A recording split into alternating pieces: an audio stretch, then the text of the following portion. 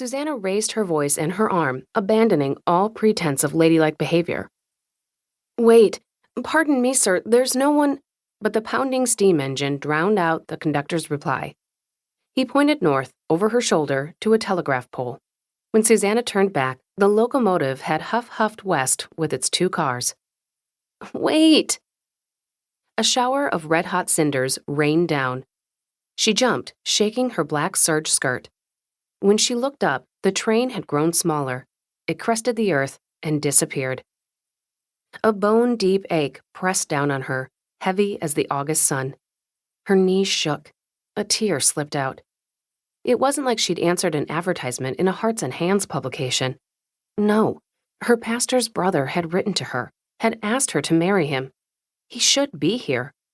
Susannah knew what they said about her at Lafayette Avenue Church. With her plain looks and her family's limited means, she could hardly expect to attract a husband.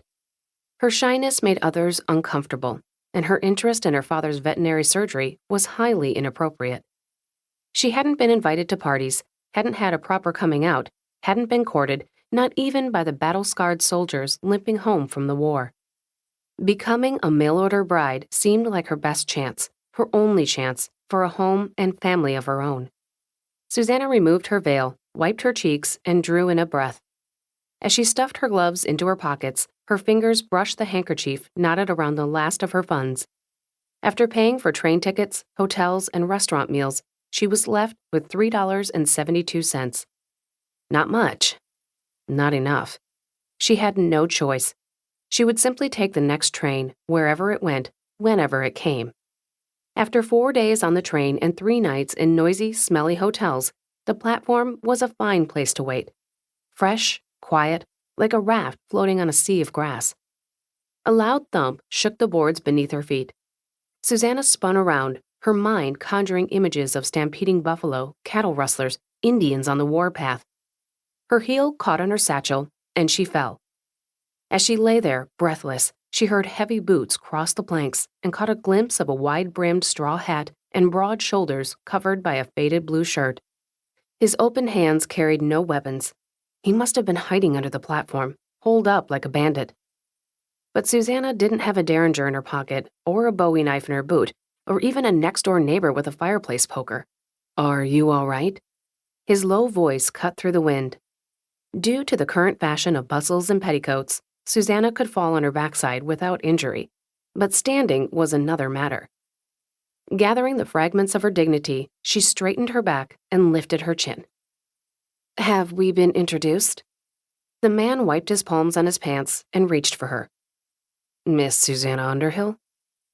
Susannah planted her hands as far down as she could reach, trying to keep the wind from blowing her skirts over her head.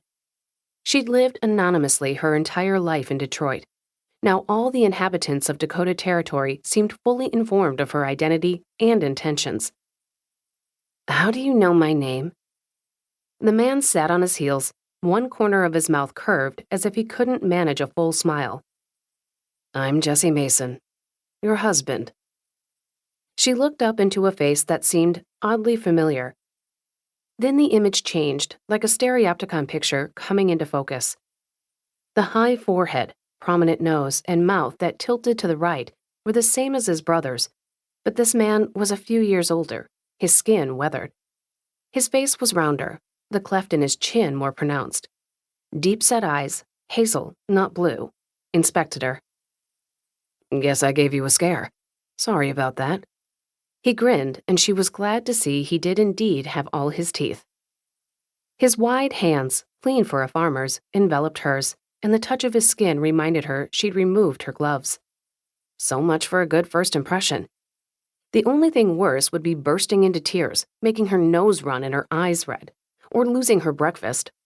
She clamped her lips together, squeezed her eyes. A small, hurt sound accompanied by a tear got away from her. "You're crying. Hurting from your spill?" She fumbled in her pocket, but her least dirty handkerchief was wrapped around the evidence of her poverty, and she wasn't ready for him to find out about that just yet. He removed his neckerchief, then frowned and stuffed it in his back pocket. "Can't use a sweaty bandana on a lady." One warm, calloused finger skimmed her cheek. "Got you shaking like the cottontail my dog brought me last week."